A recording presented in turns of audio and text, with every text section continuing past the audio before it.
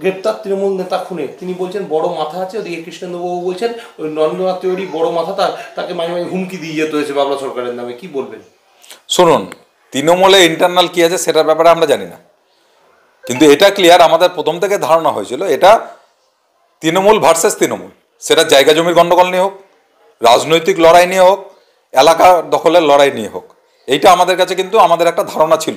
এবং শহরের মানুষও কিন্তু, সাধারণ মানুষ যারা খবরের কাগজ দেখে, রাজনীতির খবর রাখে, তারা কিন্তু সবাই এই বিষয়টি আলোচনা করছিল।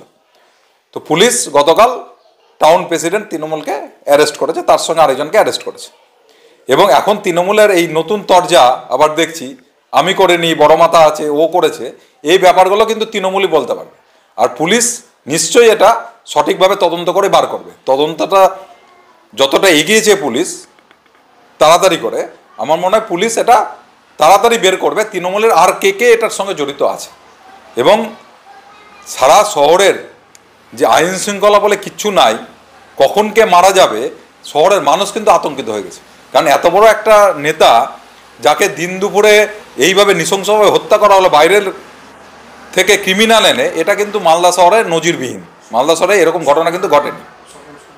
এবং এখানে যেটা আমাদের কাছে খবর এলো যে রোহন বলে যাকে সাসপেক্ট করছে পুলিশ, তার সঙ্গে স্বপন শর্মার একটা রিলেশন ছিল, তার সঙ্গে ঘোরাঘুরি করতে সেই সময় দেখা গেছে বা এরকম কিছু হয়েছে, সেই কারণে স্বপন শর্মাকে অ্যারেস্ট করেছে।